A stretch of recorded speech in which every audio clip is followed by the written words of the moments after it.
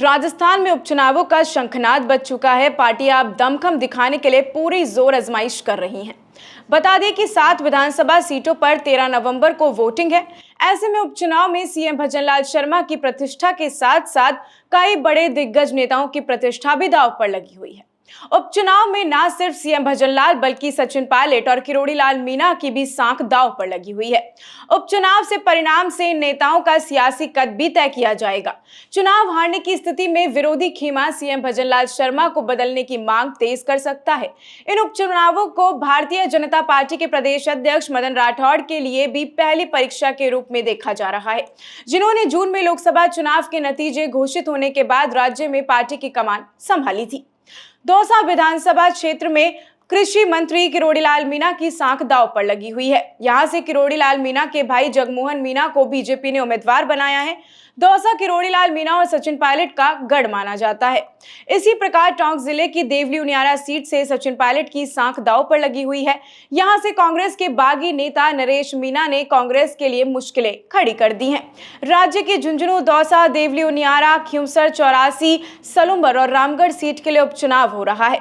इसमें से 4 कांग्रेस के पास थी, जबकि भाजपा, भारत आदिवासी पार्टी यानी कि बीएपी और राष्ट्रीय लोकतांत्रिक पार्टी यानी कि आरएलपी के पास एक से एक सीट थी। उपचुनाव के नतीजे 23 नवंबर को घोषित किए जाएंगे। इन सीटों के लिए चुनाव प्रचार धीरे धीरे जोर पकड़ रहा है। भाजपा की ओर से मुख्यमंत्री शर्मा और दूसरे पार्टी नेताओं ने कई रैलियों को संबोधित करते हुए राज्य एवं केंद्र सरकार द्वारा किए गए काम की चर्चा भी की है और कांग्रेस पर निशाना भी साधा। खिंवसर में एक रैली को संबोधित करते हुए मुख्यमंत्री ने दावा किया है कि भाजपा सरकार ने सत्ता में आने के 10 महीने के भीतर ही अपने 50% चुनावी वादे पूरे कर दिए हैं। उन्होंने कहा कि कांग्रेस लूट और झूठ की पार्टी है। इसने अपने किसी भी चुनावी वादे को पूरा नहीं किया है, जबकि हमने महज 10 महीने में चुनाव घोषणा पत्र के किए गए 50% वादों को पूरा कर दिया है। जिन्होंने कहा है कि बाकी वादों को भी हम आगे पूरा करेंगे। प्रदेश की भाजपा सरकार पिछले साल दिसंबर में सत्ता में आई थी।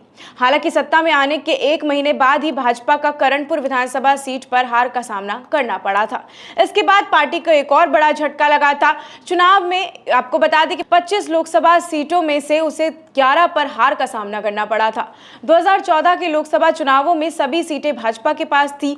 लोकसभा चुनाव के परिणामों में मुख्यमंत्री भजनलाल शर्मा के कार्य प्रदर्शन पर सवालिया निशान भी खड़े कर दिए थे, जो पहली बार विधायक बने हैं, जिन्हें पार्टी आलाकमान ने गजेंद्र सिंह शेखावत, दिया कुमारी, किरोड़ी लाल मीणा जैसे दिग्गज नेताओं को दरकिनार कर मुख्यमंत्री बनाया था।